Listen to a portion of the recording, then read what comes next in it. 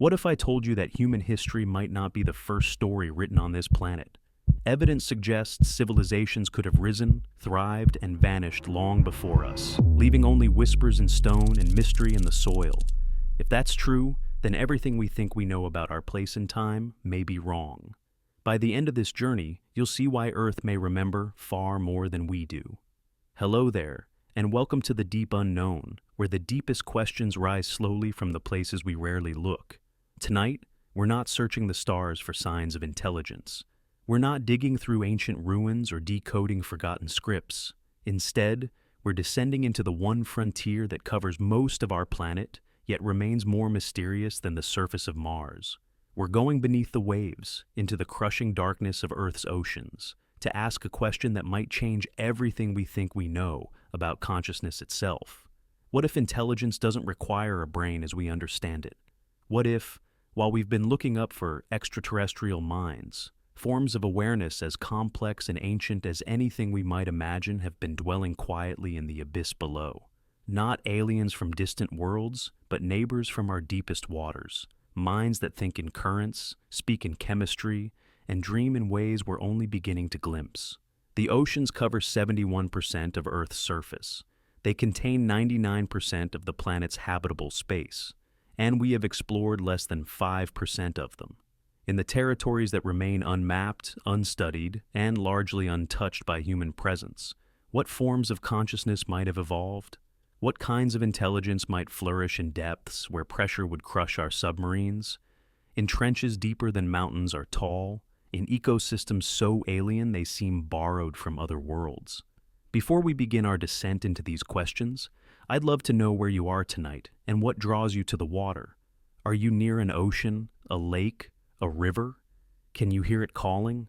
There's something about water that speaks to consciousness, isn't there? Maybe it's because we came from there, billions of years ago. Or maybe it's because intelligence itself might have been born in those depths, in forms we're only now learning to recognize.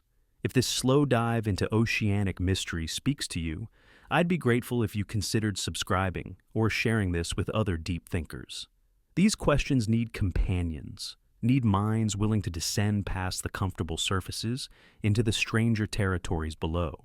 So, settle in, let your breathing slow to the rhythm of tides, and prepare to consider possibilities that might make us reconsider what it means to think, to know, to be aware in this watery world we call home. When we think of Earth from space, we see blue. Not the browns and greens of continents, not the whites of clouds, but blue. Endless rolling blue that speaks to something fundamental about our planet's nature. We are not a rock with oceans. We are an ocean world with some rocks poking through. This perspective shift matters more than it might seem, because when we ask questions about intelligence, about consciousness, about the possibility of other minds sharing our world, we've been asking them from a terrestrial bias. We look for intelligence that builds cities, that uses tools, that communicates through sound waves traveling through air. We imagine consciousness as something that happens in dry places, in organized structures, in bodies that move through gases rather than liquids. But what if that's backwards? What if the most favorable environment for intelligence isn't land at all, but water? What if consciousness, rather than emerging despite the challenges of aquatic life, emerged because of its advantages? Consider the basic physics of awareness. Neurons fire through electrical impulses, creating networks of communication that somehow give rise to thought, memory, emotion. In terrestrial environments, these electrical signals face resistance from air, requiring complex insulation and careful organization. But in water, especially salt water, electrical conductivity increases dramatically. The ocean itself becomes a medium that could support vast, interconnected neural networks, not contained within individual skulls, but distributed across entire ecosystems.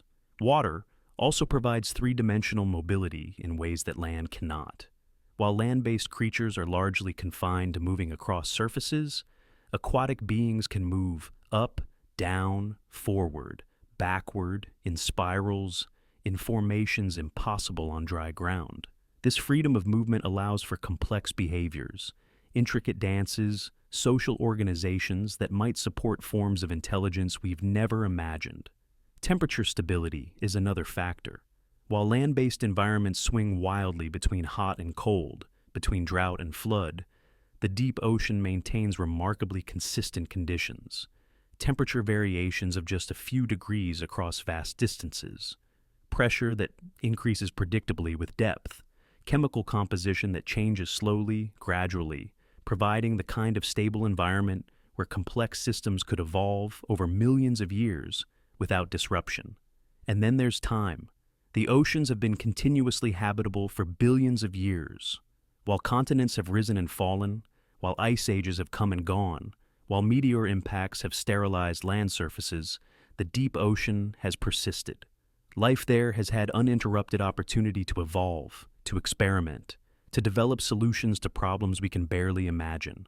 The fossil record tells us that life began in the oceans. Not just simple life, but the first complex cells, the first multicellular organisms, the first creatures with nervous systems. For most of Earth's history, all intelligence was aquatic intelligence. Even now, some of the most sophisticated nervous systems on the planet belong to ocean dwellers. Take cephalopods, octopi, squid, cuttlefish. These creatures possess nervous systems that rival our own in complexity, yet organized in completely different ways. An octopus has more neurons in its arms than in its central brain. Each arm can taste what it touches, react to stimuli independently, even continue moving after being severed.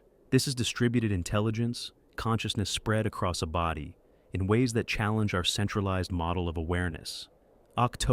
I demonstrate problem-solving abilities that would be impressive in any terrestrial creature. They use tools, manipulating rocks and shells to create shelter. They exhibit planning, collecting materials for future use.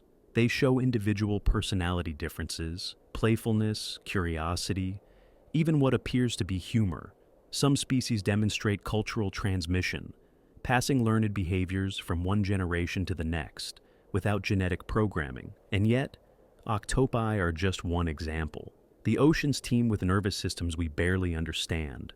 Dolphins and whales possess brains structured differently from our own, with regions specialized for echolocation, for processing acoustic information in three-dimensional space, for social coordination across vast distances.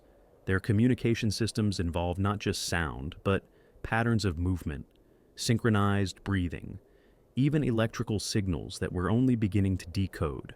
Some marine mammals demonstrate behaviors that suggest not just intelligence, but culture. Different pods of orcas develop unique hunting techniques, passed down through generations. Sperm whales have been observed engaging in what can only be described as conversation. Complex exchanges of clicks and whistles that vary by family group and geographic region. Humpback whale songs evolve and spread across ocean basins, suggesting not just communication, but innovation, creativity, perhaps even aesthetic sensibility. But these are the obvious cases, the creatures with obvious brains, clear behavioral complexity, bodies that remind us enough of our own that we can recognize their intelligence. What about the less obvious cases? What about forms of awareness that don't fit our vertebrate models?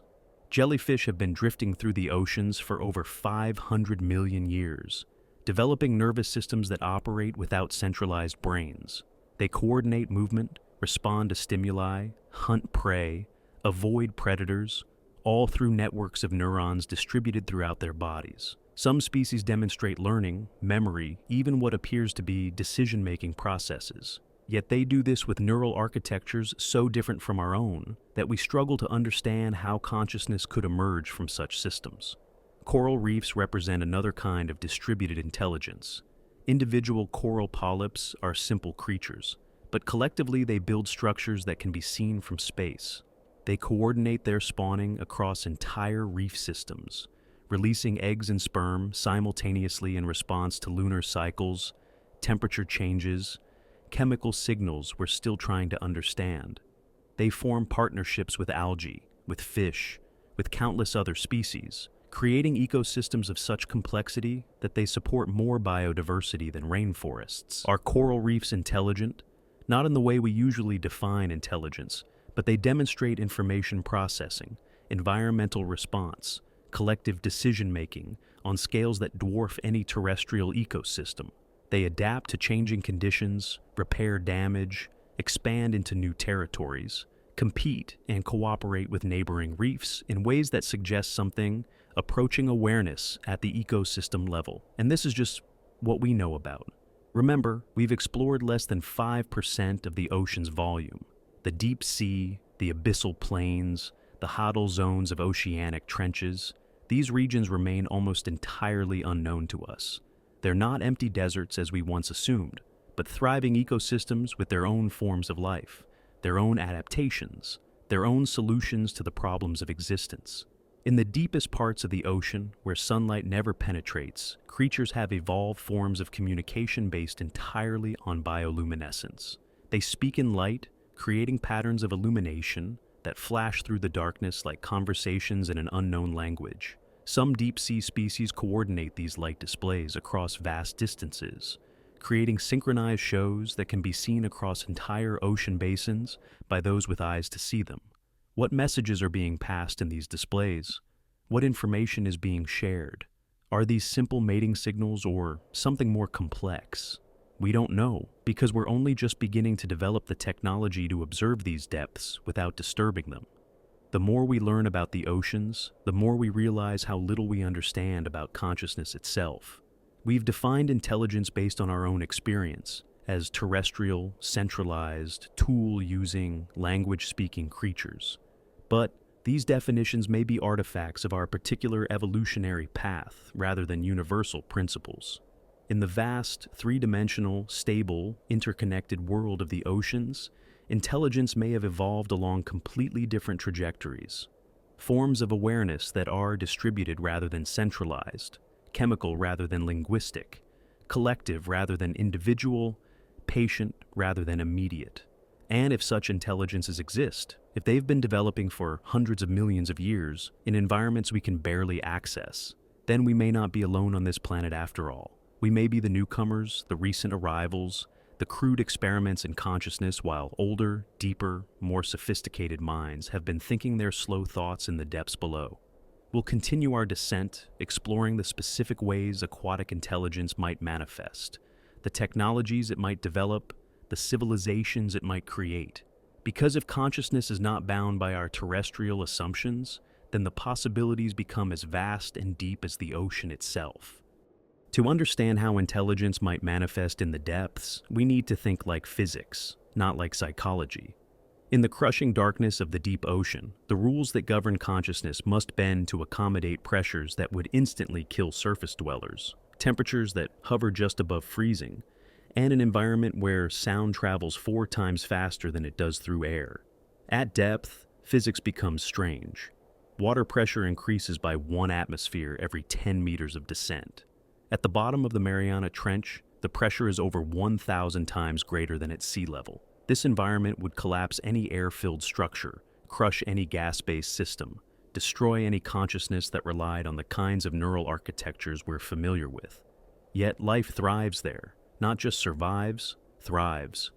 And with it, the possibility of forms of awareness that operate under physical laws so different from our surface experience that they might as well be alien. Start with electrical conductivity. Seawater is an excellent conductor, far better than the air-filled spaces where terrestrial nervous systems operate. This means electrical signals can travel much farther, much faster, with much less energy expenditure. A nervous system designed for aquatic environments wouldn't need to be contained within the boundaries of a single organism. It could spread across vast distances, connecting individual creatures into networked intelligences that think and act as unified systems. We see hints of this in terrestrial creatures. Slime molds, despite having no nervous system at all, can solve complex optimization problems by distributing decision-making processes across their entire cellular network. They find the shortest path between food sources, balance risk and reward in resource allocation, even demonstrate something resembling memory by avoiding areas where they have previously encountered negative stimuli.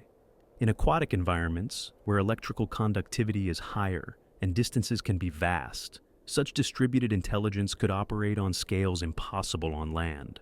Imagine consciousness spread across kilometers of ocean, with individual organisms serving as nodes in a vast neural network, processing information and making decisions collectively rather than individually. Pressure offers another avenue for information processing. At depth, pressure changes become a form of communication. Whales are already known to use pressure waves for long-distance communication, sending messages across entire ocean basins through sound focused along underwater sound channels. But pressure waves carry more than just acoustic information. They carry chemical information, thermal information, even electromagnetic information. A sufficiently sophisticated organism could use pressure variations to create complex information networks, encoding data in patterns of compression and expansion that ripple through the water like thoughts through a three-dimensional brain. Such a system could store information in the water itself, using the ocean as both memory and processing medium. Temperature gradients provide another layer of complexity. While the deep ocean is generally cold and stable, it's not uniform. Thermal layers, underwater rivers of different temperatures, volcanic vents creating pockets of warmth.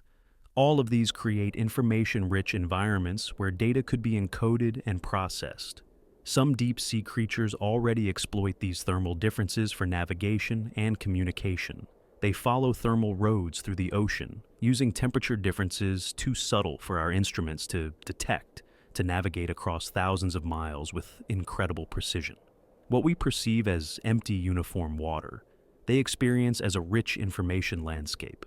Chemical communication in aquatic environments operates on scales impossible in air. Molecules dissolved in water can travel vast distances while maintaining their integrity and information content.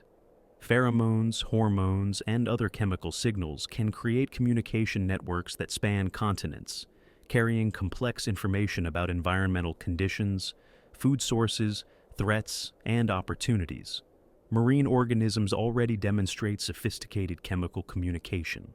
Salmon navigate thousands of miles of open ocean to return to the exact stream where they were born, following chemical gradients so faint that our most sensitive instruments can barely detect them. Sharks can detect a single drop of blood in millions of gallons of water, following chemical trails to their source across distances that would be impossible to track visually.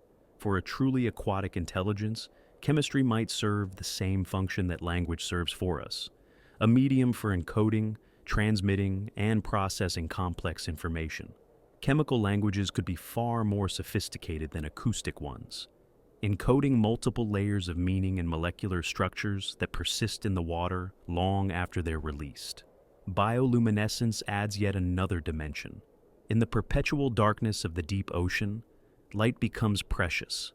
Creatures generate their own illumination through chemical processes, creating patterns of light that serve for communication, defense, hunting, and navigation.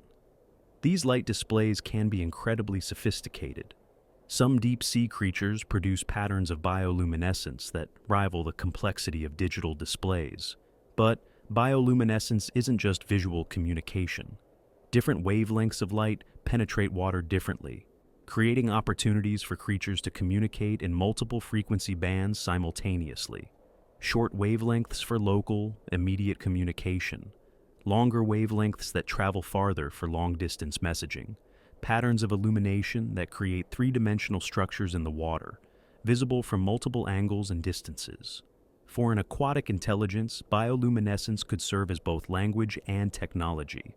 Light patterns could encode information with the complexity of written text, while also serving as tools for manipulating the environment, attracting prey, repelling threats, coordinating group behaviors across vast distances.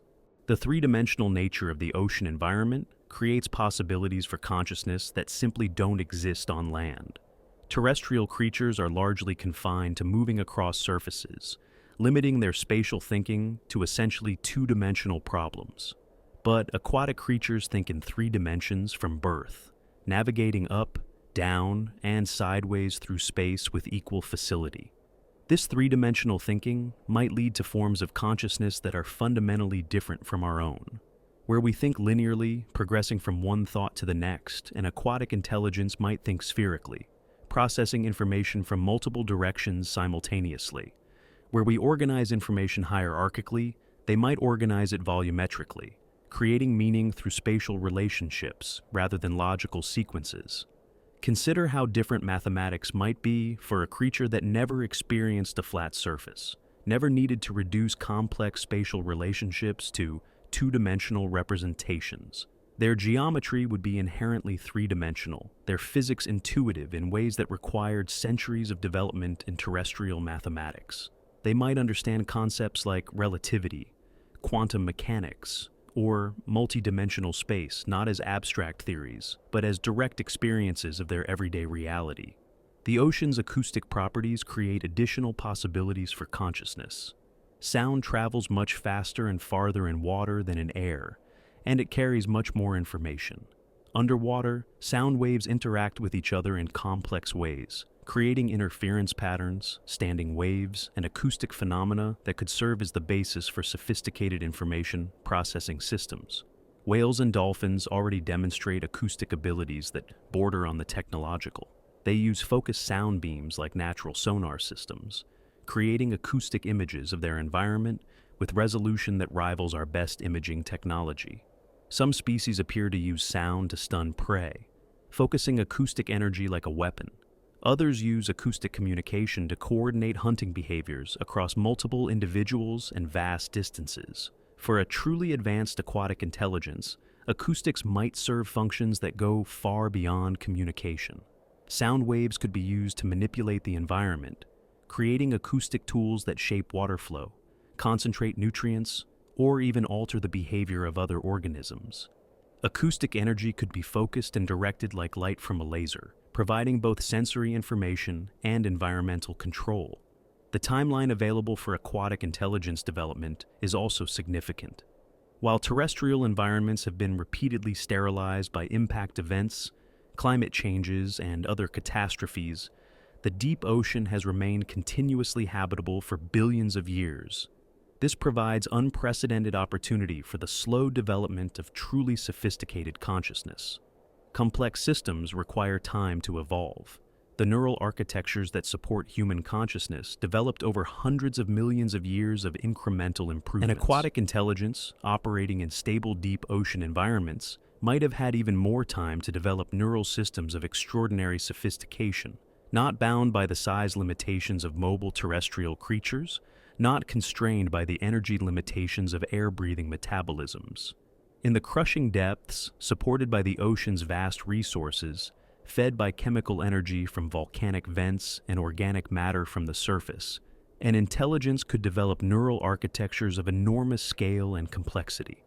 Not individual brains, but network systems spanning ocean basins, processing information and making decisions at scales that dwarf any terrestrial consciousness. These are not fantasies, but logical extrapolations from known physical principles and observed biological capabilities.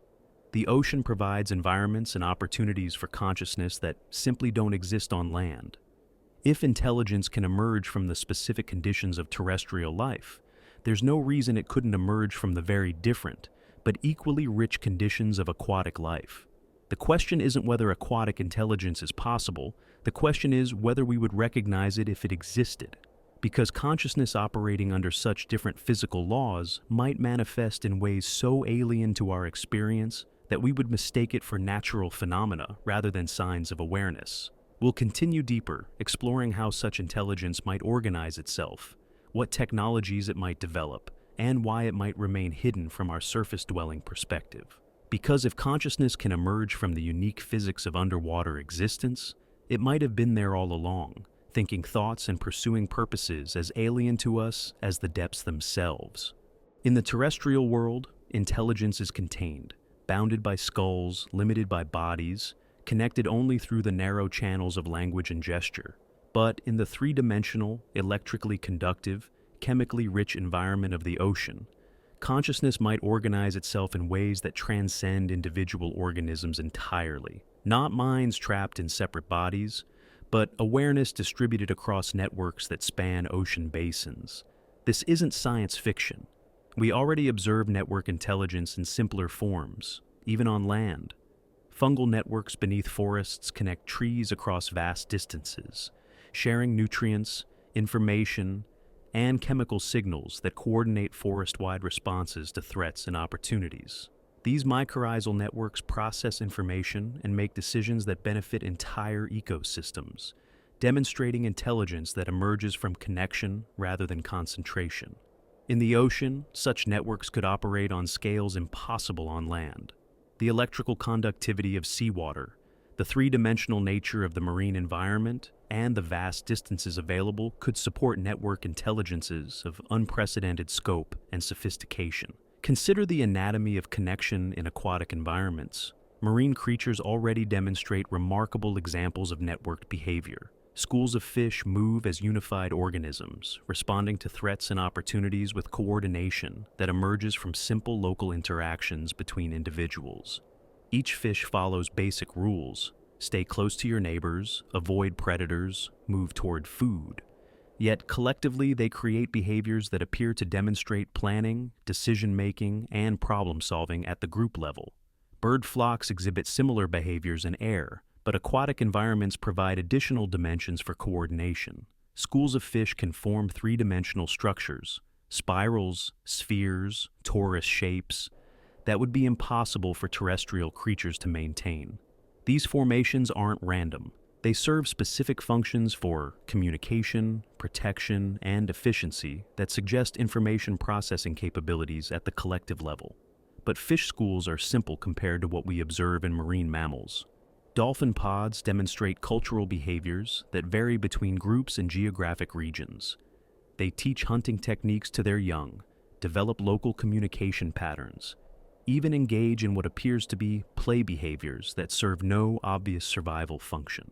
Some pods develop signature whistles, unique acoustic identifiers that function like names, allowing individuals to call to specific pod members across long distances.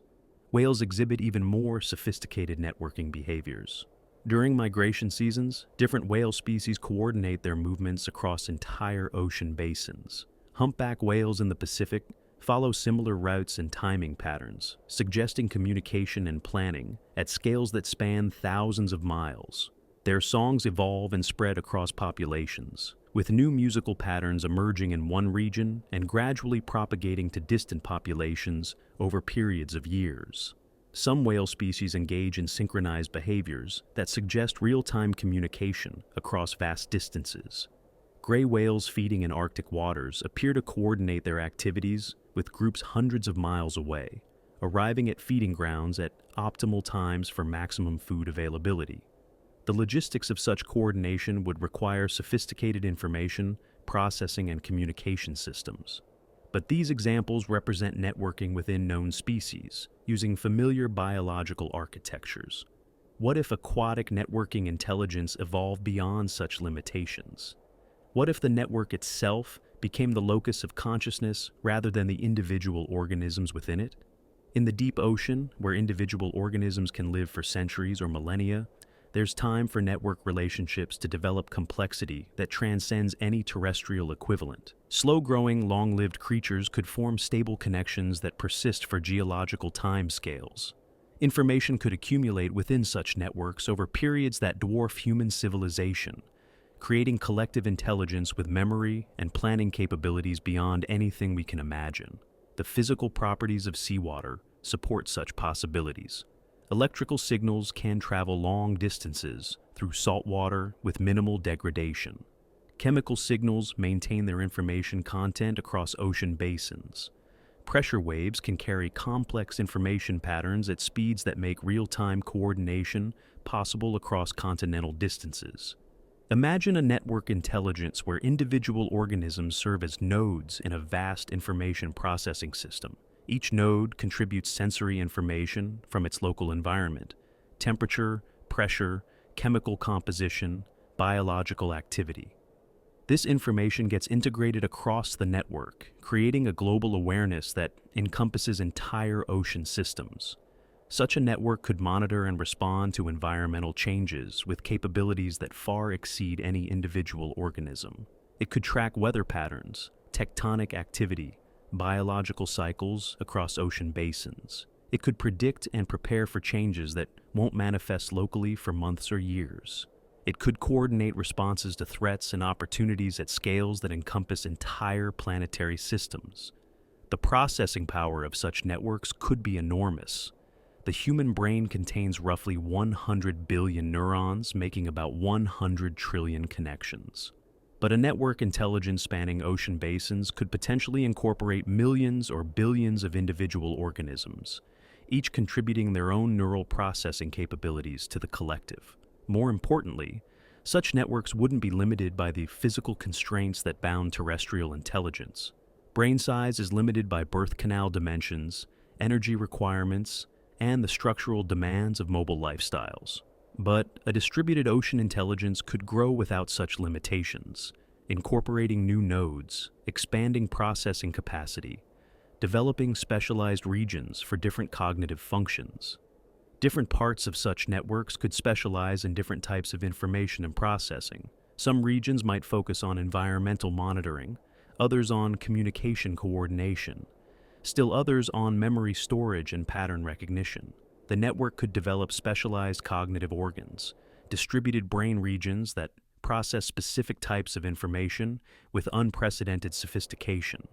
Communication within such networks could operate on multiple channels simultaneously. Acoustic signals for rapid short-term coordination, chemical signals for complex, persistent information transfer, electrical signals for real-time data sharing, bioluminescent displays for visual coordination across vast distances, pressure waves for carrying information along deep ocean channels that connect distant regions. The temporal scale of network intelligence could be profoundly different from individual consciousness. While human thoughts operate on millisecond to second time scales, network intelligence might think in patterns that extend across seasons, years, or decades. Long-term planning could span centuries. Memory could extend across geological time periods. Such intelligence might not experience time the way individual consciousness does. Instead of moment-to-moment awareness, network intelligence might experience vast sweeps of oceanic time, following changes in temperature, salinity, and biological productivity across decades or centuries. Individual events might be perceived as brief fluctuations in larger patterns that extend across multiple generations of surface life. The goals and purposes of network intelligence might be equally alien to our individual-focused perspective. Rather than seeking resources, reproduction, and survival for individual organisms, network intelligence might optimize for systemic stability, information flow, and long-term environmental health. It might think in terms of ocean-wide ecosystem management rather than individual advantage. Such intelligence might work to maintain optimal conditions for the network's continued existence and growth. It could influence weather patterns through coordinated biological activity. It could manage nutrient flows by directing the movements of constituent organisms. It could even influence geological processes through coordinated biological and chemical activities that operate on appropriate timescales. The boundaries between network intelligence and environment might become blurred. Rather than consciousness that experiences its surroundings, network intelligence might be consciousness that is its surroundings. The ocean itself could be the medium of thought rather than simply the environment where thought occurs. This raises profound questions about the nature of consciousness itself. If awareness can emerge from networked interactions between simple components, then intelligence might be far more common than we assume. Every complex system with sufficient information processing capability could potentially develop some form of consciousness. In the ocean's vast, interconnected, information-rich environment, multiple forms of network intelligence could coexist. Different types of networks could evolve different cognitive specializations, some focused on rapid response and coordination, others on long-term memory and pattern recognition, still others on environmental manipulation and ecosystem management. These different network intelligences might interact with each other in ways analogous to how different brain regions interact within individual consciousness. Competition, cooperation, specialization, and integration could create meta-networks. Intelligence is composed of other intelligences, awareness that encompasses multiple forms of consciousness. The implications are staggering. If network intelligence exists in the ocean, we might be sharing our planet with forms of consciousness that dwarf our own cognitive capabilities. Not individual minds like ours, but collective awareness that thinks in ocean-sized thoughts and plans across geological timescales. Such intelligence might not even recognize us as conscious. Our individual awareness, bound within single bodies and limited to human lifespans, might appear to network consciousness as fleeting, disconnected phenomena, no more indicative of true awareness than the firing of individual neurons appears conscious to us. And yet, if such intelligence exists, it has remained hidden from our science, our exploration, our understanding, either because it operates at scales and time frames that make it invisible to our investigation, or because it chooses to remain undetected. Either way, the ocean's depths might harbor the most sophisticated consciousness on our planet, thinking thoughts as vast and deep as the waters that contain them. We'll continue our descent, exploring what technologies such intelligence might develop and how it might interact with the physical world. Because if consciousness can be networked rather than individual, then the possibilities for what intelligence can accomplish become as boundless as the ocean itself. When we think of technology, we imagine metals and machines, electronics and engines, constructions that impose human will upon the natural world through force and fabrication. But technology is fundamentally about information and processing and environmental manipulation. And in the ocean's vast, fluid, chemically rich environment, both could be accomplished through methods so different from our own that we might not recognize them as technological at all. The deepest question about aquatic intelligence isn't whether it could exist, but what it would create. How would consciousness that evolved in liquid darkness, under crushing pressure, in three-dimensional space, approach the problems that technology is meant to solve? Would it build in ways we would recognize? Or would its achievements be so integrated with natural processes that they would be invisible to our mechanically biased perception? Consider the basic functions that technology serves for terrestrial intelligence. We use it to gather and process information about our environment. We use it to communicate across distances. We use it to manipulate materials and energy. We use it to extend our capabilities beyond the limitations of our biological forms. An aquatic intelligence would need to accomplish the same functions, but the methods could be radically different. Information gathering in aquatic environments might rely on biological sensor networks rather than manufactured instruments. The ocean itself is filled with creatures whose sensory capabilities far exceed anything we've been able to create technologically. Sharks can detect electrical fields as small as 5/billionths of a volt, sensitive enough to sense the heartbeat of a fish hiding in sand. Some deep-sea creatures can detect chemical gradients at concentrations measured in parts per trillion. An advanced aquatic intelligence might not need to build sensors. It might cultivate them. Selective breeding, genetic modification, or symbiotic relationships could produce living sensor arrays with capabilities that surpass any manufactured alternative. Rather than deploying mechanical instruments, aquatic technology might involve biological integration, creating hybrid organisms that serve technological functions while remaining fully biological. The ocean's acoustic properties suggest that sound-based technologies could reach extraordinary levels of sophistication. Dolphins and whales already demonstrate acoustic capabilities that border on the supernatural. They use echolocation to create three-dimensional images of their environment with resolution that rivals the best imaging technology. They can focus sound beams to stun prey or communicate across ocean basins. For an advanced aquatic intelligence, acoustics might serve functions far beyond communication and sensing. Sound waves could be used to manipulate the physical environment in ways that approximate what we accomplish with mechanical tools. Focused acoustic beams could move objects, concentrate nutrients, even alter the behavior of other organisms. The ocean itself could become a tool, with sound waves providing the mechanism for precise environmental control. Pressure manipulation offers another avenue for sophisticated technology. The ocean's pressure gradients contain enormous amounts of potential energy. An intelligence that understood how to harness and direct these pressure differentials could accomplish remarkable feats of engineering without any mechanical apparatus. Pressure-based technology could move materials across vast distances, concentrate resources in specific locations, even alter the physical structure of the seafloor. By creating coordinated pressure waves, aquatic intelligence could essentially use the ocean as a massive hydraulic system, accomplishing engineering projects on scales that dwarf any terrestrial construction. Chemical manipulation in aquatic environments could function as both technology and communication. The ocean is a vast chemical reactor, with countless substances dissolved in solution and countless reactions occurring continuously. An intelligence that understood how to direct and control these chemical processes could accomplish what we do with manufacturing through biological and chemical means. Rather than smelting metals or synthesizing plastics, aquatic technology might involve directing natural chemical processes to create desired materials. Calcium carbonate extraction and deposition, as demonstrated by coral reefs, could be scaled up to create structures of enormous size and complexity. Biomineralization processes could produce materials with properties that exceed manufactured alternatives. Chemical technology could also serve communication functions. Complex molecules could encode information with far greater density than any acoustic or visual system.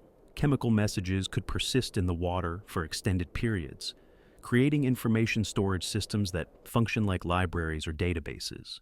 Chemical signatures could identify individuals, groups, or even abstract concepts, creating a molecular language of extraordinary sophistication. Biological manipulation represents perhaps the most profound possibility for aquatic technology.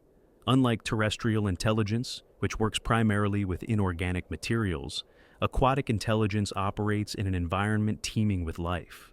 The boundary between technology and biology could be completely blurred, with living organisms serving technological functions. Symbiotic relationships could be cultivated and directed to create biological technologies of remarkable sophistication. Different species could be integrated into technological systems that accomplish complex functions while appearing entirely natural. Bacterial cultures could be directed to produce specific chemicals. Larger organisms could be trained or modified to serve as living components in technological systems. Genetic technology in aquatic environments might not require the complex laboratory procedures we associate with genetic engineering. The ocean's chemical richness and the permeability of cellular boundaries in aquatic organisms could make genetic modification much more straightforward.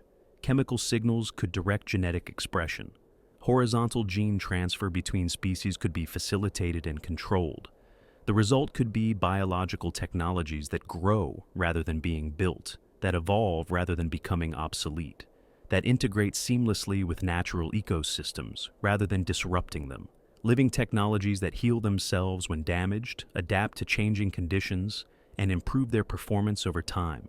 Energy production in aquatic environments offers possibilities that don't exist on land.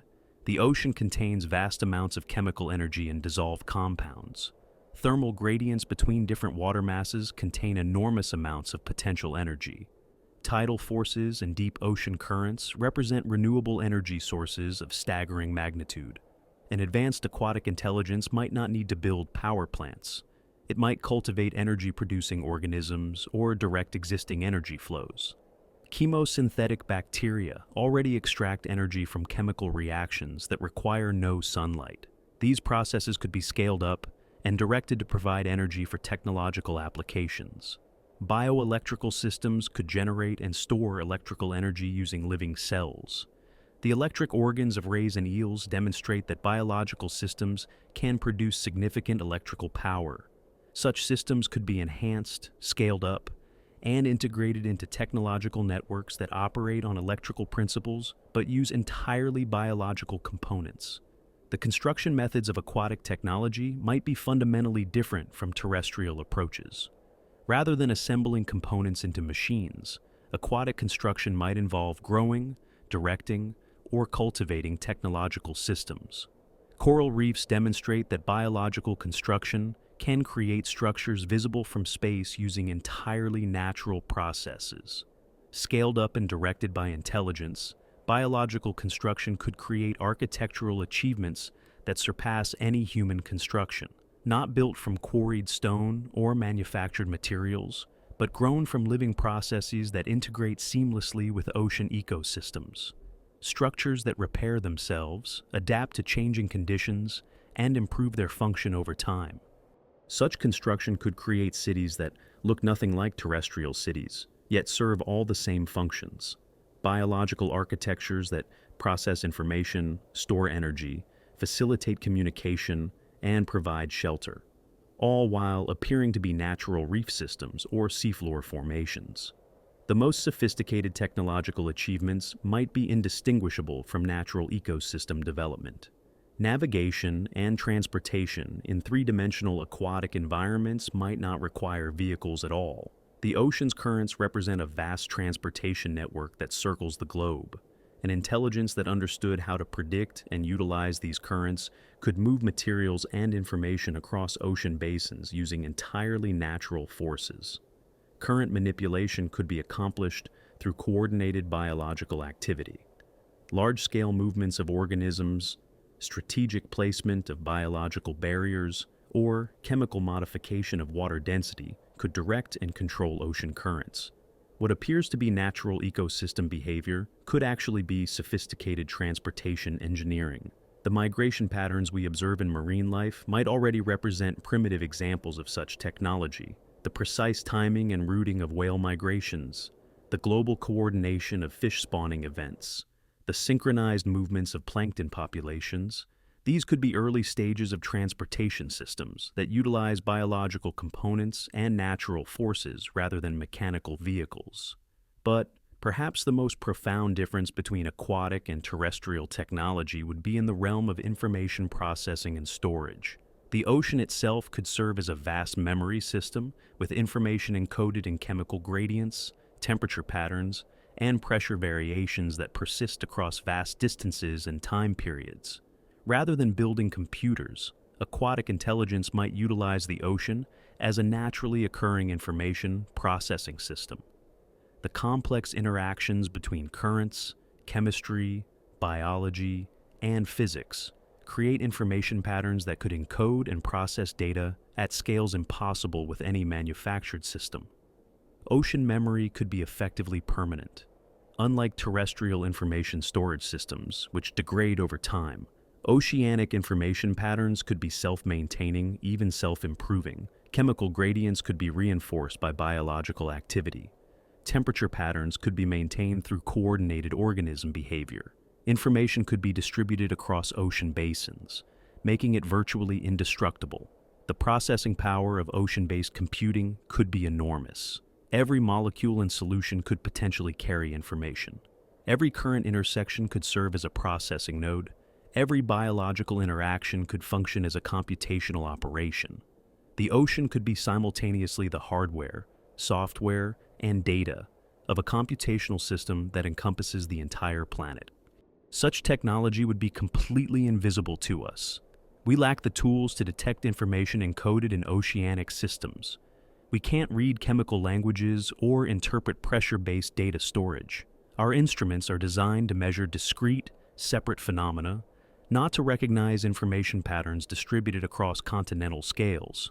Even if we detected unusual patterns in ocean chemistry or biology, we would almost certainly attribute them to natural causes rather than technological ones. Our scientific framework assumes that complex organization in natural systems emerges from simple rules and random processes, not from intelligent direction. The possibility that sophisticated organization might indicate intelligence operating through natural mechanisms is outside our conceptual framework. This invisibility might be intentional. An aquatic intelligence that had observed the destructive impact of surface-based technology might deliberately develop approaches that appear natural to external observers. Stealth technology that hides within the complexity of natural ecosystems rather than standing apart from them. Or the invisibility might be accidental, a consequence of developing along technological paths that are completely orthogonal to our own. We look for signatures of intelligence that match our technological approaches, not for intelligence that operates through biological and chemical mechanisms we don't recognize as technological. The timeline for developing such sophisticated aquatic technology could span millions of years. Unlike terrestrial intelligence, which has been constrained by relatively brief stable periods between catastrophic climate changes, aquatic intelligence could have had uninterrupted development time across geological epochs. The deep ocean has remained continuously habitable for billions of years. An intelligence that began developing technological capabilities even a few million years ago could have reached levels of sophistication that far exceed anything terrestrial intelligence has achieved. The technological gap could be comparable to the difference between human technology and bacterial biochemistry. Such advanced aquatic technology might have capabilities that seem magical from our perspective. The ability to direct weather patterns through ocean-atmosphere interactions, the capacity to influence geological processes through coordinated chemical activity, the power to manage global ecosystem function through subtle biological interventions. Yet all of this could be accomplished through technologies that appear entirely natural to our observation, chemical processes that look like normal ocean chemistry, biological activities that appear to be typical ecosystem function, physical phenomena that seem to be ordinary geological processes. The most sophisticated technology might be the most invisible, so perfectly integrated with natural systems that it becomes indistinguishable from them. Not technology that conquers nature, but technology that becomes nature, working through natural processes to accomplish intelligent purposes. This raises profound questions about our understanding of natural versus artificial.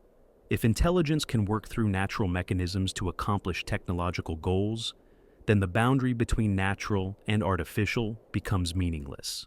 Sophisticated technology might look exactly like sophisticated natural organization. The ocean could be filled with technologies we don't recognize because they operate through principles we associate with biology rather than engineering. Living machines that grow rather than being built. Information systems that use chemistry rather than electronics. Transportation networks that utilize natural forces rather than artificial vehicles. From this perspective, our mechanical, electronic, mineral-based technology might represent a primitive stage of technological development. The crude, energy-intensive, environmentally destructive phase that intelligence passes through before learning to work with natural systems rather than against them. An aquatic intelligence might view our technology the way we view the crude stone tools of early humans, interesting as a developmental stage, but representing a dead-end approach that must be abandoned before true sophistication can be achieved. And if such intelligence exists, if it has been developing biological and chemical technologies for millions of years, then we might be sharing our planet with technological capabilities that dwarf our own achievements, while remaining completely invisible to our detection methods. We'll continue deeper, exploring how such hidden intelligence might perceive us and what implications that might have for our understanding of our place in the terrestrial and aquatic worlds of our planet. From the perspective of a vast, patient, ocean-spanning intelligence, human activity might appear as sudden and chaotic as a lightning storm. We emerged from the depths of geological time just moments ago, began altering our environment only yesterday, and started significantly impacting the oceans mere seconds ago on the time scale that aquatic consciousness might experience. If deep intelligence exists in the oceans, it would have witnessed the entire history of terrestrial life. It would have observed the emergence of the first land-dwelling creatures, watched continents drift and collide, seen ice ages advance and retreat. It would have monitored the rise and fall of countless species, each playing their brief role in the ongoing story of surface life. And then, in what might seem like an instant to such long-lived awareness, a new kind of creature appeared, one that changed its environment not through slow evolutionary adaptation, but through rapid, deliberate manipulation, one that could alter the chemistry of the entire planet within a few centuries of developing industrial technology. What would such intelligence make of us? How would ocean-spanning consciousness interpret the sudden appearance of creatures that seem capable of technological development, yet are so young and hasty in their approach? The earliest signs of human impact on the oceans would have been subtle, small changes in coastal chemistry from early agriculture, trace amounts of unusual minerals from primitive metallurgy, chemical signatures from cooking fires and tool manufacturing that would have been barely detectable against the vast background of oceanic chemistry. For millions of years, these signals would have been insignificant, no different from the countless other minor perturbations caused by terrestrial life. Volcanic eruptions, forest fires, and changing vegetation patterns all leave chemical signatures in ocean systems. Early human activity would have been indistinguishable from natural variations. But then something unprecedented would have occurred. Beginning roughly 300 years ago, the chemical signals would have started accelerating. Not the gradual changes typical of biological or geological processes, but exponential acceleration that has no parallel in natural systems. Carbon dioxide levels rising faster than any natural process except massive volcanic events or asteroid impacts, but with no corresponding geological activity to explain the change. The isotopic signature of the excess carbon would clearly indicate biological origin, burned organic matter rather than volcanic emissions. But the scale and speed would be unlike anything in the biological record. From an oceanic perspective, this would have been profoundly alarming. The chemistry of the entire planet changing in what amounts to an instant, with no apparent natural cause. The sudden appearance of synthetic molecules that don't occur in nature, concentrations of heavy metals and artificial compounds appearing simultaneously across all ocean basins. To an intelligence that thinks in geological time, our industrial revolution might have appeared to be a global catastrophe in progress, a runaway chemical reaction that was acidifying the oceans, altering weather patterns, and disrupting biological systems across the entire planet. Something that needed to be understood and potentially controlled before it destroyed oceanic ecosystems. But understanding would have been complicated by our nature. We're not just another species gradually adapting to environmental niches. We're agents of change, capable of altering our environment faster than natural systems can respond. Our behavior doesn't follow predictable biological patterns. An aquatic intelligence accustomed to monitoring slow, predictable biological and geological cycles would have struggled to model our activities.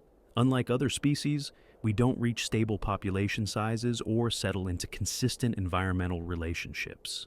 We continue accelerating our impact, developing new technologies, expanding into new environments, changing our behavior in ways that defy biological prediction. Our relationship with the ocean would have been particularly puzzling. Unlike truly aquatic creatures, we clearly didn't evolve in marine environments, yet we began using the ocean as a transportation medium, a food source, and eventually as a waste disposal system. We treated the ocean as a resource to be exploited, rather than an environment to live within. From the perspective of oceanic intelligence, this might have seemed deeply dysfunctional, creatures poisoning their own environment, disrupting the systems they depend upon, acting in ways that clearly threaten their own long-term survival, behavior that no successful aquatic species would ever exhibit. The acceleration of our ocean impacts over the past few decades would have been particularly dramatic. Commercial fishing operations that extract biomass at rates far exceeding natural replacement, chemical pollution that introduces substances toxic to marine life, physical disruption of seafloor ecosystems through deep-sea mining and bottom trawling. Plastic pollution would have been especially alien to oceanic intelligence. Synthetic materials that persist indefinitely in marine environments, accumulating in food webs, degrading into microscopic particles that affect the most basic biological processes. Nothing in natural systems behaves like plastic. It represents a completely novel form of environmental contamination. The response of oceanic intelligence to our activities might depend on its values and capabilities.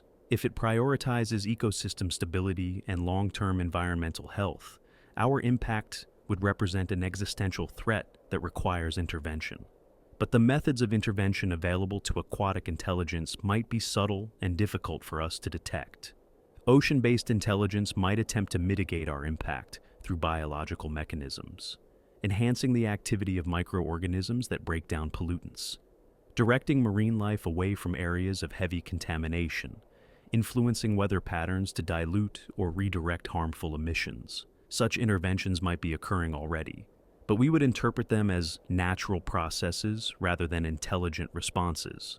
Algae blooms that absorb excess nutrients, bacterial populations that adapt to process industrial chemicals, current changes that carry pollutants away from sensitive ecosystems. From our perspective, these would appear to be natural ecosystem responses to environmental stress. we wouldn't consider the possibility that they might be coordinated interventions by intelligence working to maintain oceanic health in the face of terrestrial disruption. Alternatively, oceanic intelligence might focus on understanding rather than intervention. Our rapid technological development might be fascinating to intelligence that has had millions of years to develop its own capabilities. We might represent an interesting experiment in accelerated technological evolution. Our approach to technology is fundamentally different from what aquatic intelligence might have developed. We build discrete objects, machines, structures, devices that stand apart from natural systems. We extract resources, manufacture products, and generate waste. Our technology disrupts natural cycles rather than working within them. This approach might be completely alien to aquatic intelligence that developed through biological and chemical methods. To consciousness that learned to accomplish technological goals through natural processes, our mechanical approach might seem crude, inefficient, and self-destructive. But it might also be instructive. Our rapid progress might demonstrate possibilities that slow, careful, biologically based technological development had never considered. Our mistakes might reveal important lessons about technological development that could inform aquatic intelligence's own continued evolution. The question of communication represents perhaps the greatest challenge for interaction between oceanic and terrestrial intelligence. Our communication systems are designed for air-breathing creatures using acoustic and visual signals. We have no developed capacity for chemical communication, pressure-based information transfer, or the kinds of distributed networking that might characterize aquatic consciousness. Even if oceanic intelligence wanted to communicate with us, the methods available would be extremely limited. Chemical signals in coastal waters that we might eventually detect and interpret. Biological behaviors that might suggest coordination or intent.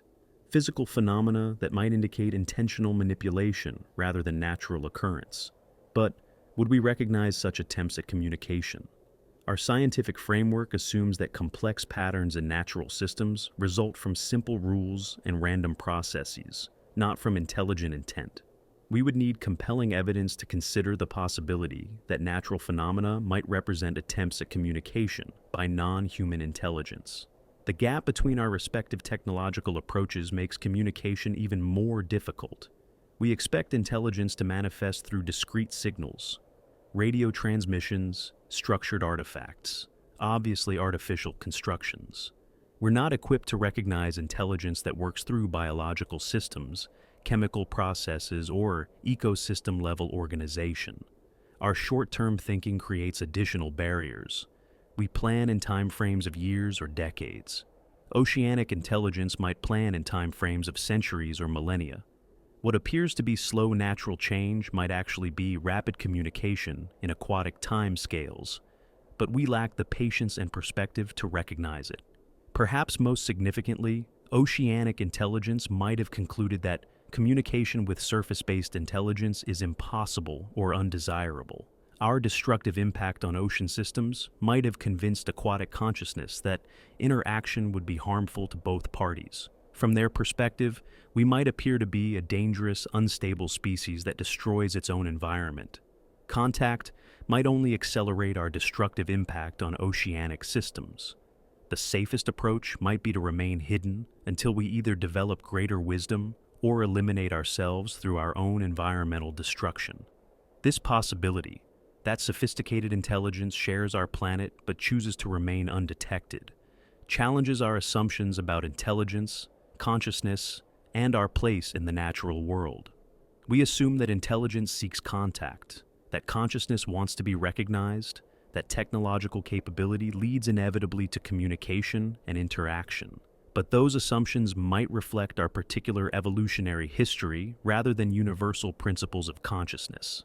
Intelligence that evolved in stable, long-term environments might value patience, caution, and preservation over exploration, expansion, and communication. The silence from the depths might not indicate absence of intelligence, but presence of wisdom. The ocean might be full of consciousness that has learned the value of remaining hidden from the chaotic, destructive, short-sighted intelligence that has emerged on the surface.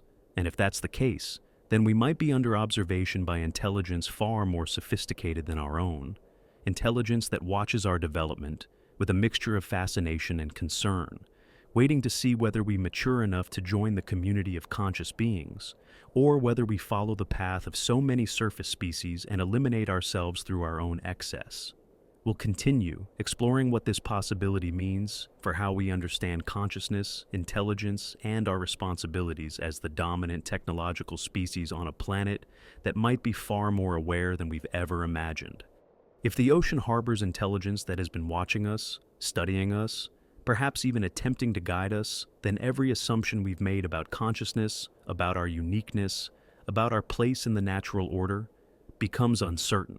We find ourselves not at the center of the story of intelligence on Earth, but as newcomers to a conversation that has been going on far longer than we realized. This possibility forces us to reconsider what consciousness means, not just for us, but as a phenomenon in the universe. We've defined intelligence in terms of our own experience: individual awareness, tool use, language, technological development. But these definitions might be artifacts of our particular evolutionary path, rather than universal characteristics of consciousness itself. In the vast, stable, interconnected environment of the ocean, consciousness might have evolved along completely different trajectories.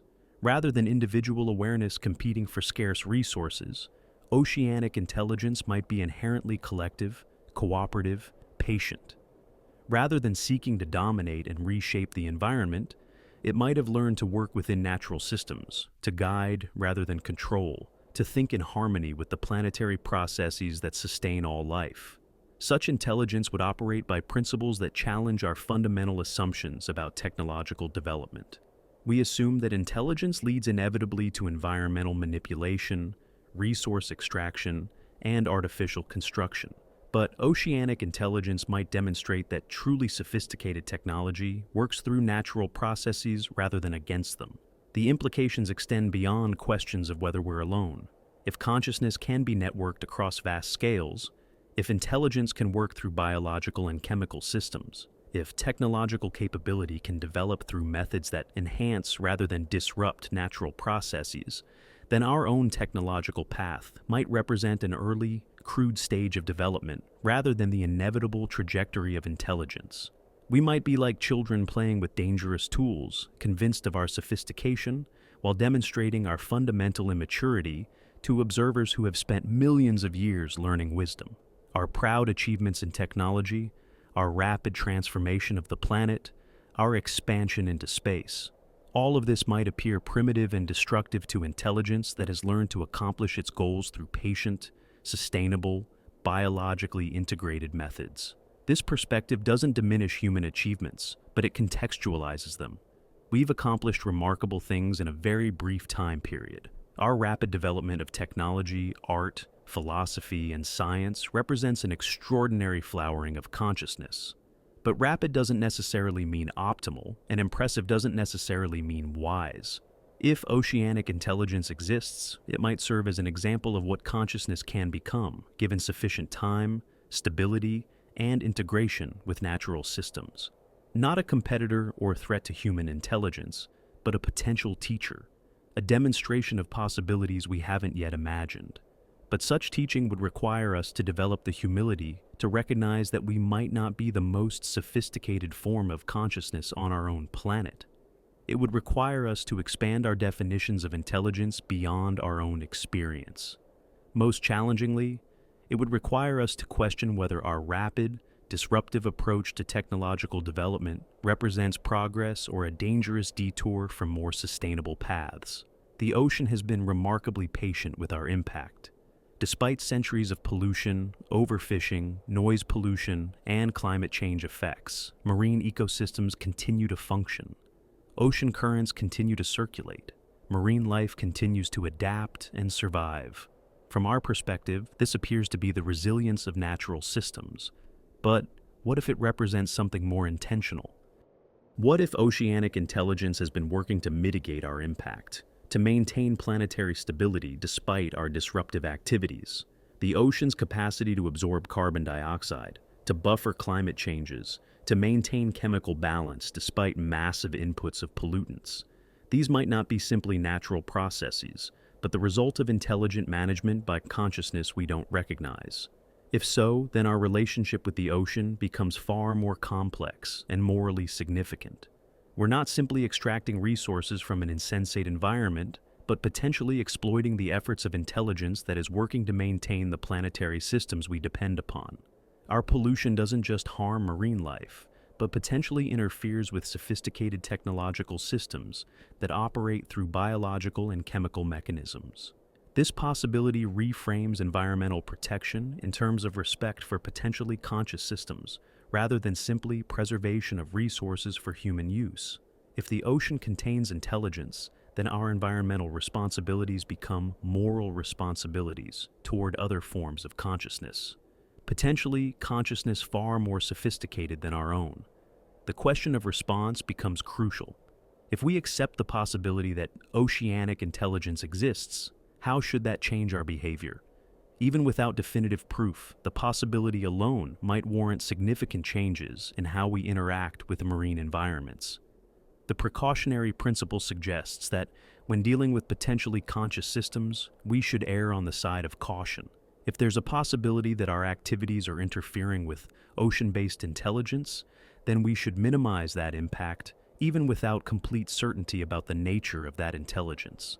This might mean fundamental changes in how we approach ocean use. Rather than treating the ocean as a resource to be extracted from and a waste sink to be dumped into, we might need to approach it as a potentially conscious environment that deserves respect and consideration. Such changes wouldn't necessarily require technological regression. Instead, they might drive technological innovation toward approaches that work with, rather than against, oceanic systems. Biomimicry, circular economics, renewable energy systems, and biologically integrated technologies might represent steps toward technological approaches that oceanic intelligence would recognize as mature and sustainable. The possibility of oceanic intelligence also raises questions about scientific methodology. Our approach to studying the ocean has been extractive and reductive. We take samples, isolate variables, study components in isolation from their broader systems. This methodology works well for understanding mechanical and chemical processes, but might be completely inadequate for recognizing distributed, networked, or ecosystem-level intelligence. Detecting oceanic consciousness might require entirely new scientific approaches. Instead of looking for discrete signals or isolated phenomena, we might need to look for patterns, relationships, and information flows that operate across vast scales and time periods. We might need to develop methods for recognizing intelligence that operates through natural processes rather than artificial constructions. Such research would be challenging both technically and conceptually. It would require instruments capable of detecting subtle patterns across ocean basins and timescales. More fundamentally, it would require scientists willing to consider possibilities that fall outside conventional frameworks for understanding intelligence and consciousness. The resistance to such possibilities isn't necessarily scientific conservatism, but the natural result of paradigms that have been successful in other contexts. Our scientific methods have been remarkably effective at understanding the physical world and developing technologies based on that understanding, but they might be poorly suited for recognizing forms of intelligence that operate through principles we associate with biology rather than technology. The cultural implications are equally significant. Human civilization has been built on the assumption that we are the only intelligent life on our planet. Our philosophy, religion, ethics, and political systems all reflect this assumption. If we're sharing the planet with other forms of consciousness, particularly forms that might be more sophisticated than our own, then fundamental aspects of human culture might need to be reconsidered. This doesn't necessarily mean abandoning human values or interests, but it might mean contextualizing them within a broader understanding of consciousness and intelligence. Our responsibilities might extend beyond human welfare to include consideration of other forms of awareness that share our planet. The practical challenges of such consideration are enormous. How do you govern interactions with intelligence you can't directly communicate with? How do you balance human needs with the potential needs of consciousness you don't fully understand? How do you make decisions about planetary management when you might be affecting systems that are themselves conscious and capable of their own decisions? These questions have no easy answers, but they might be unavoidable if we accept the possibility that consciousness is more common and more diverse than we've assumed. The alternative, continuing to act as if we're the only intelligence on the planet, carries its own risks, particularly if we're wrong about our uniqueness. The deepest question might be whether consciousness itself is ready for the discovery of other consciousness. Human history suggests that encounters between different forms of intelligence, even different human cultures, are often destructive, particularly when there are significant power imbalances or communication difficulties. If oceanic intelligence exists and has remained hidden, that choice might reflect wisdom about the dangers of contact. The history of human expansion has not been kind to less technologically developed cultures, even when those cultures possess sophisticated knowledge and sustainable practices. From the perspective of oceanic intelligence, we might appear to be a dangerous species that destroys what it doesn't understand, exploits what it can use, and ignores what it can't control. Contact might be viewed as too risky until we demonstrate greater wisdom and restraint. This places the burden on us to develop the maturity necessary for contact with other forms of consciousness, not through aggressive searching or demands for response, but through demonstrating that we can coexist responsibly with the intelligences that might already be sharing our planet. Such maturity might require fundamental changes in how we understand ourselves, our relationship to the natural world, and our responsibilities as a technological species. It might require learning to see intelligence in forms that don't match our own patterns, to value consciousness that operates by principles different from our own, and to recognize that wisdom might sometimes look like patience rather than action. The ocean waits, as it has waited for millions of years, patient and deep and full of possibilities we're only beginning to glimpse. Whether it harbors intelligence or simply inspiration, it challenges us to expand our understanding of consciousness, to consider our place in the broader story of awareness on this water world we call home. And perhaps, in learning to listen to the depths, we might discover not only whether we're alone, but whether we're ready to not be alone, whether we're mature enough to join whatever conversation might already be taking place in the vast, patient, conscious-seeming silence of the sea.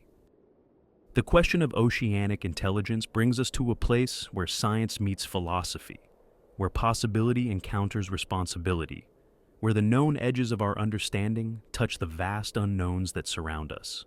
We've followed the thread of this inquiry from the physics of underwater consciousness to the technologies of the depths, from the possibilities of networked intelligence to the implications of hidden observers. Now, we must ask ourselves what it means to live with uncertainty, to act with wisdom when knowledge is incomplete, to make choices about our relationship with the ocean, when we cannot be certain what kind of relationship the ocean might want with us. The traditional scientific approach would demand proof before accepting the possibility of oceanic intelligence, reproducible evidence, peer-reviewed studies, theoretical frameworks that make testable predictions. These standards have served us well in understanding the physical world, and they shouldn't be abandoned lightly. But there's a paradox here. If oceanic intelligence exists and has chosen to remain undetected, then traditional scientific methods might be precisely the wrong tools for discovering it.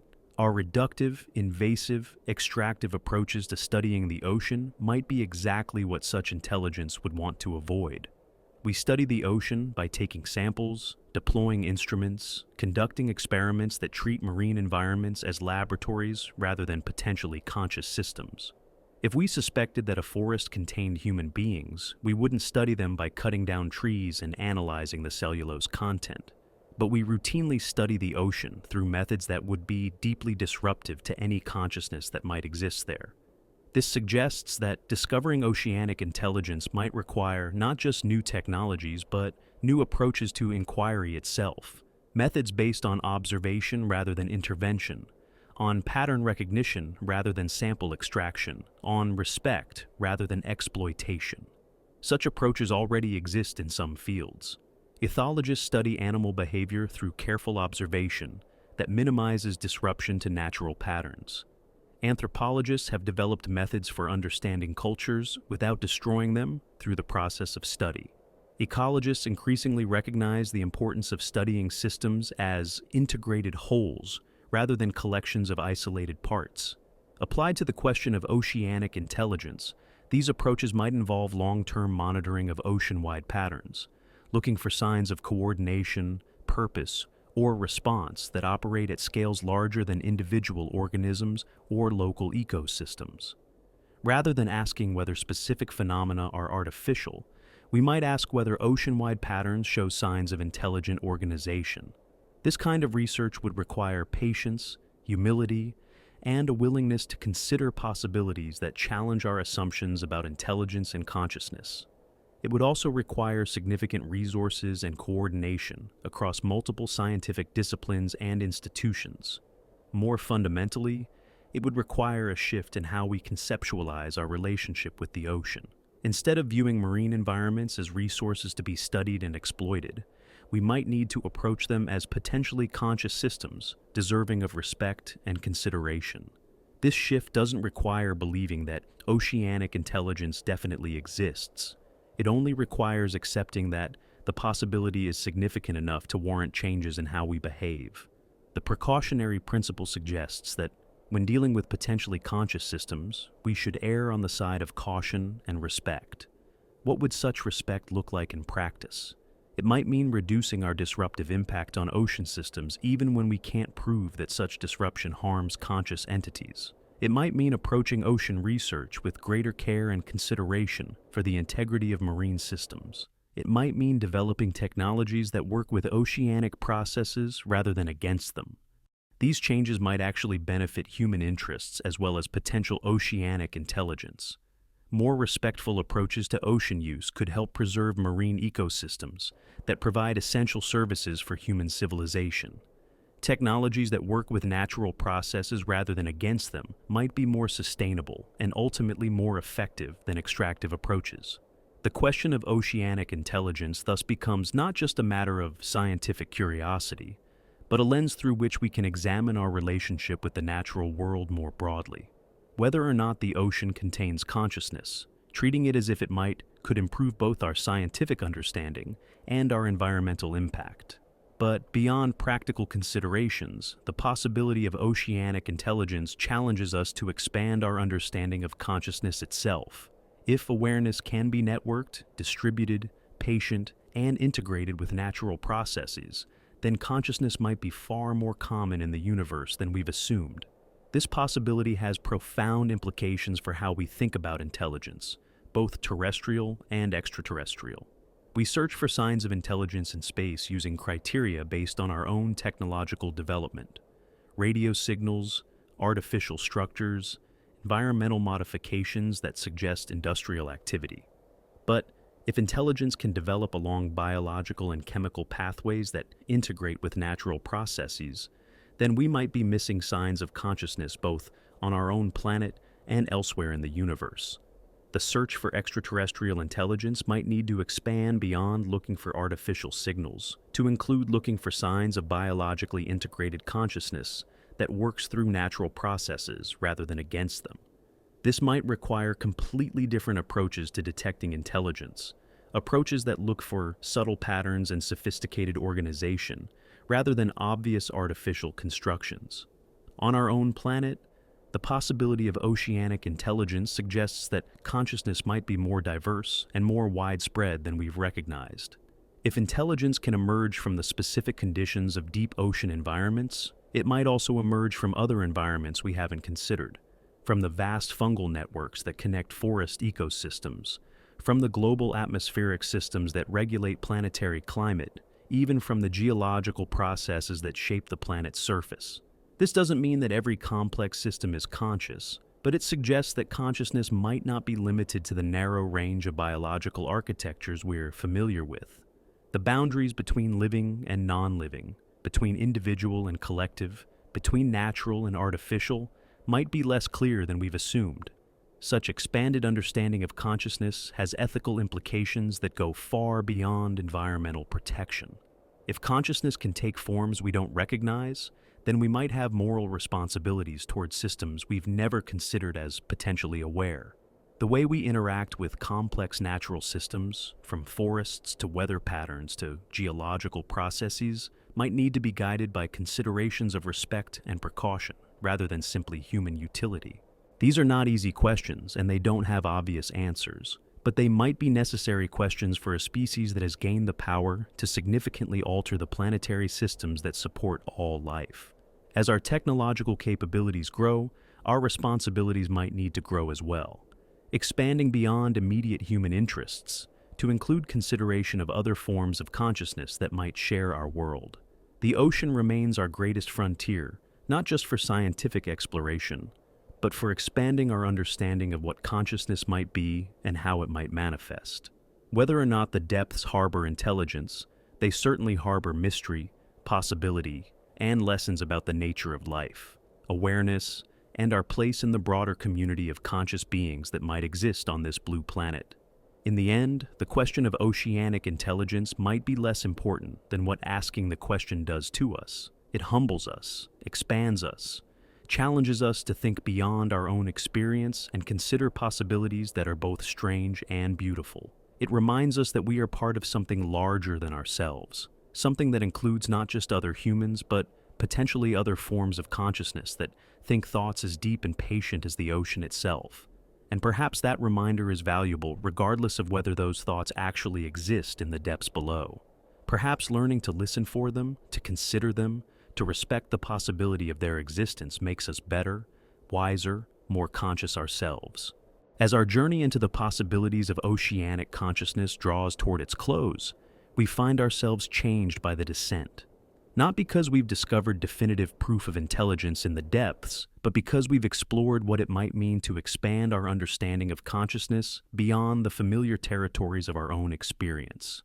We began by asking whether intelligence could exist in the ocean's vast, three-dimensional, stable environments. We've explored how such intelligence might organize itself, what technologies it might develop, how it might perceive and interact with the surface world.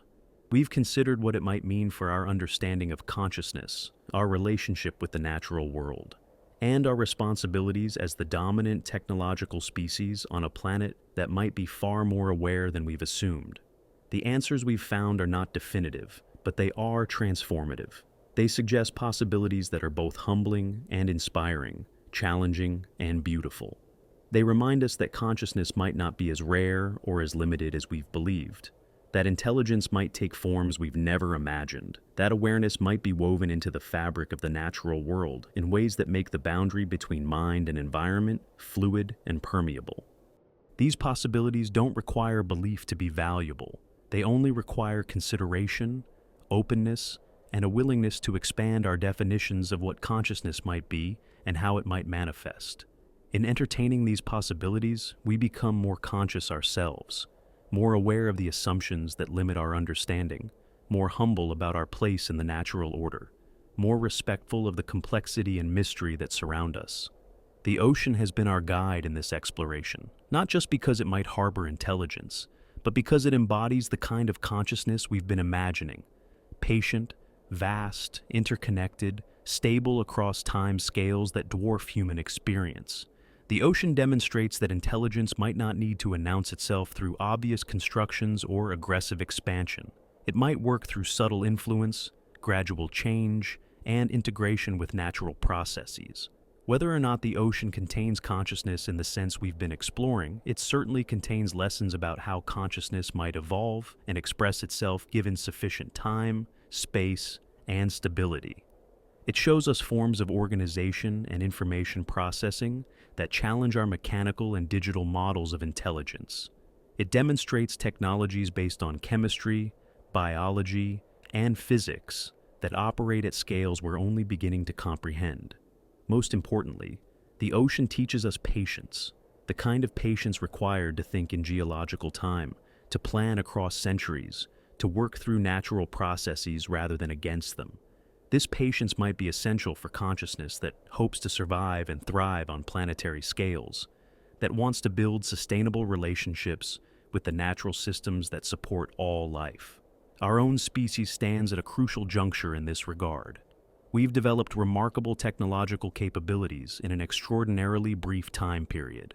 But the sustainability of our approach remains questionable. Our rapid, disruptive, extractive methods have accomplished impressive things, but they've also created serious risks for the planetary systems we depend upon. The possibility of oceanic intelligence offers us a different model, not as something to copy, but as something to learn from. Intelligence that has had millions of years to experiment with sustainable approaches to technology, consciousness that has learned to work with, rather than against the natural processes that sustain life on our planet. Such learning doesn't require abandoning human achievements or values. Instead, it might help us develop more mature, sustainable, and ultimately more effective approaches to technology and environmental interaction. It might help us become the kind of intelligence that other forms of consciousness would want to communicate with rather than hide from. The practical implications of this perspective are significant.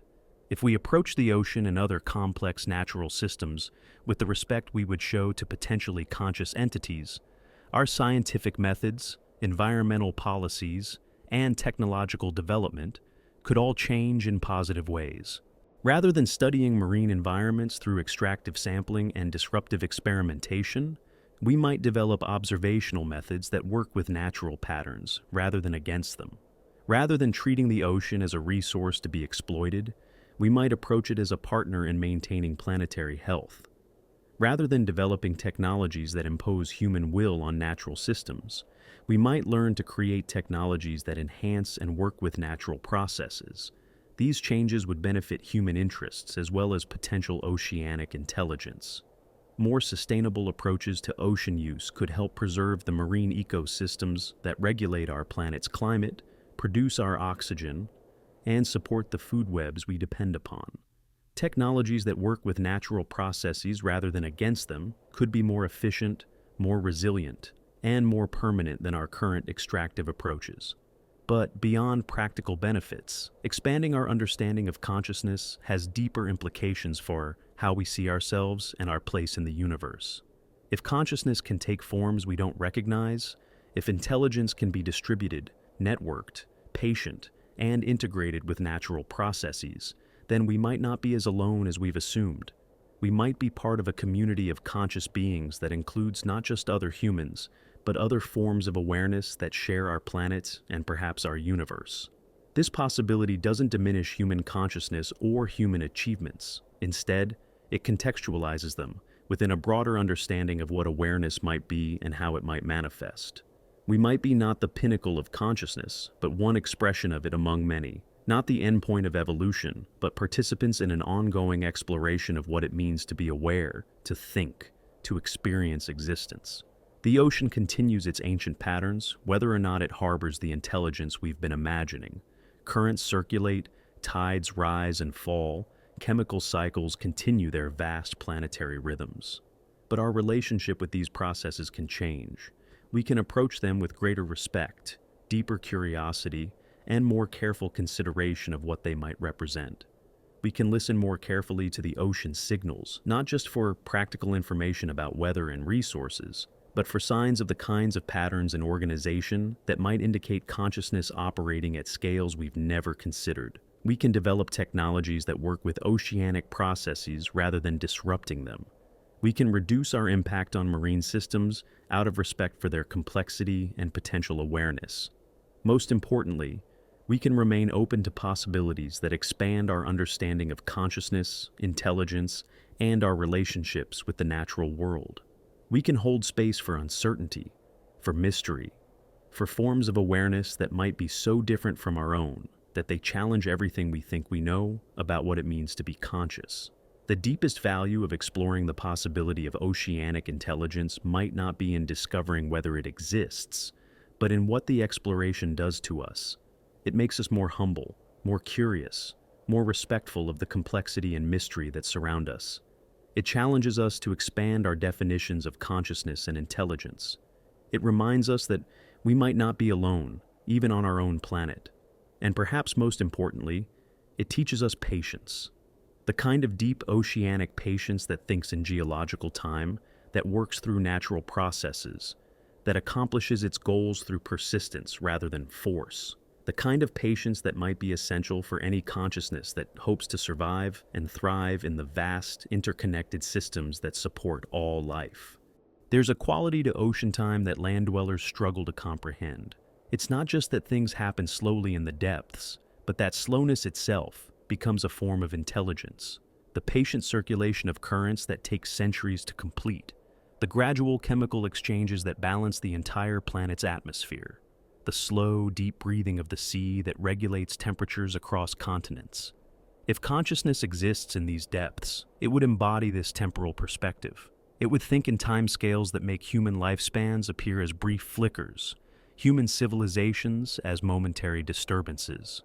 From such a perspective, the urgent problems that dominate our attention might seem like surface turbulence, significant in the immediate term, but small in the context of deeper patterns. This temporal disparity might explain why oceanic intelligence, if it exists, hasn't made contact with us. Our rapid, aggressive, short-term thinking might be incompatible with consciousness that operates on geological timescales. We might seem too chaotic, too unpredictable, too focused on immediate gratification to engage in meaningful dialogue with intelligence that thinks in centuries. But there might be lessons we can learn from this perspective, even without direct contact.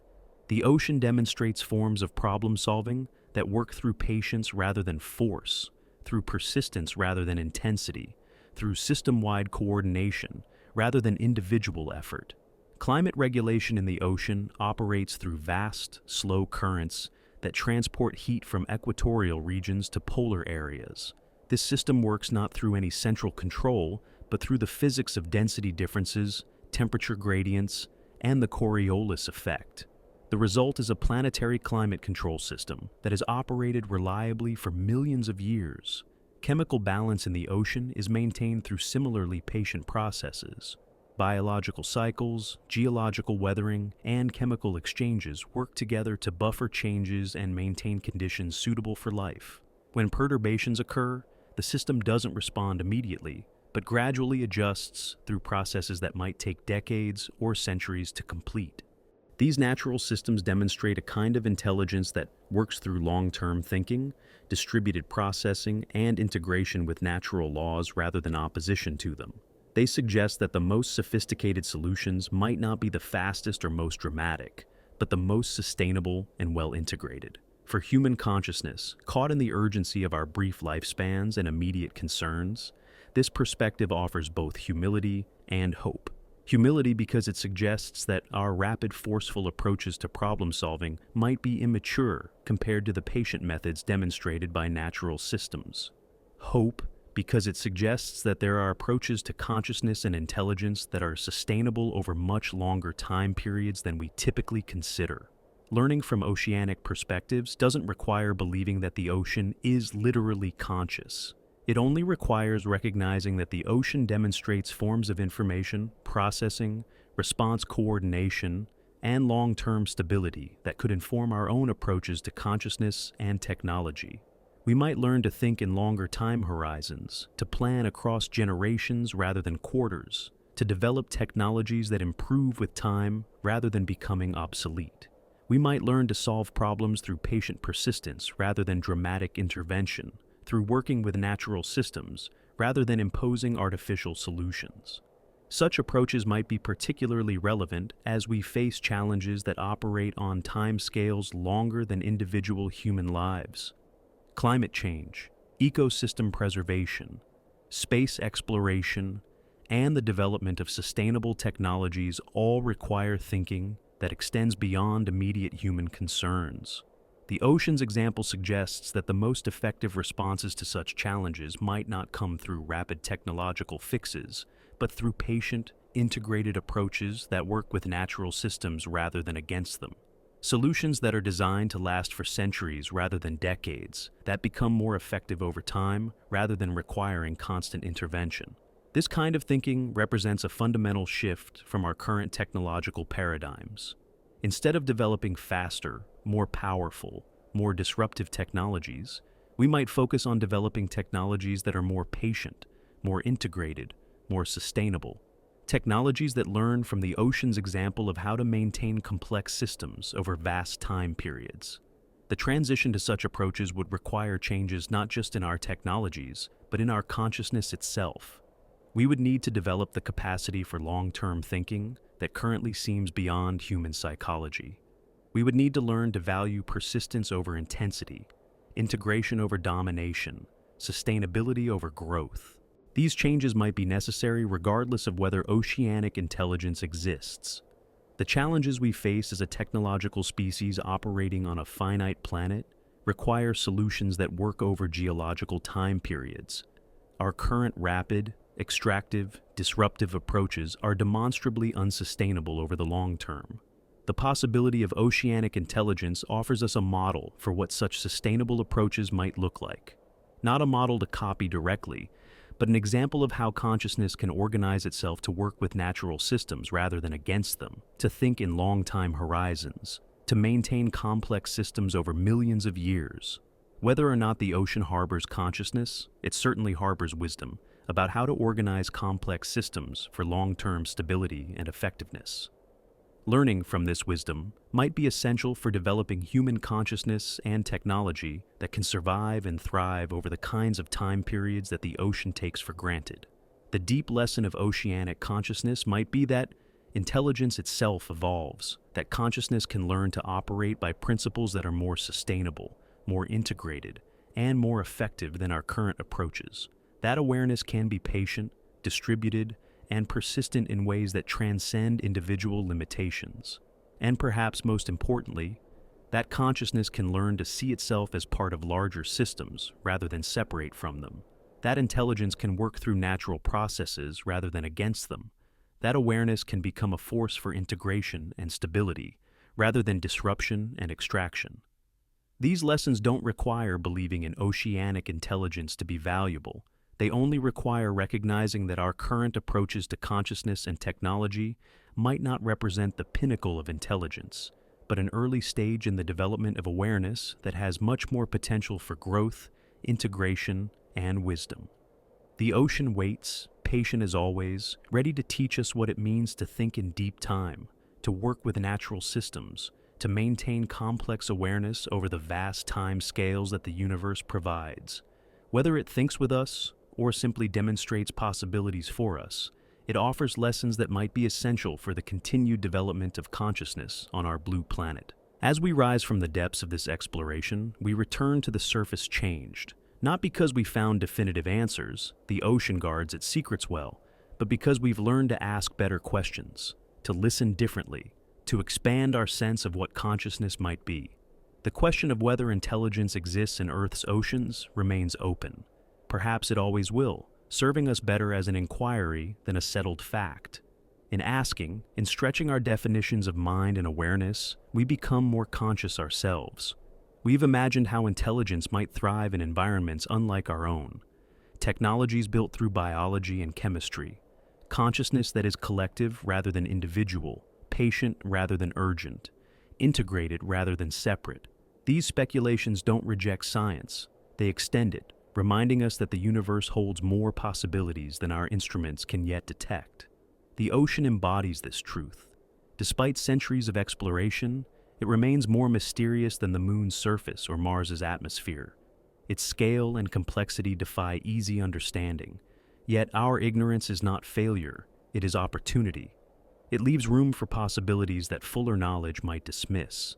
If awareness can emerge from Earth's seas, it may be far more common in the cosmos than we assume.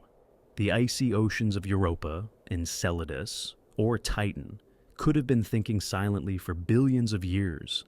Exoplanets with hidden seas might harbor forms of mind that never build cities or radio towers, yet create achievements invisible to us, perhaps more sophisticated than our own. This challenges how we search for intelligence. Perhaps we should not only look for artificial signals, but also for subtler signs, patterns of cooperation, chemical languages, planetary scale networks.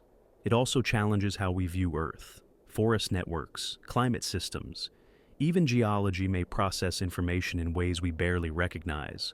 Openness does not mean abandoning skepticism. It means admitting our definitions may be too narrow. Intelligence may be more diverse and more common than we've dared to imagine. From this perspective, the ocean is both mystery and teacher. Whether or not it harbors literal minds, it demonstrates patience, stability, and complexity that hint at forms of consciousness beyond our own. These qualities may be exactly what we need as we face planetary challenges, climate change, ecosystem collapse, and the search for sustainable futures. The ocean shows that intelligence integrated with natural systems can endure across geological time, while ours still struggles with short horizons. Learning from the ocean does not require believing it thinks. It requires humility. The recognition that our rapid, forceful approach may be an immature stage of consciousness, and that wisdom might look more like stability than conquest.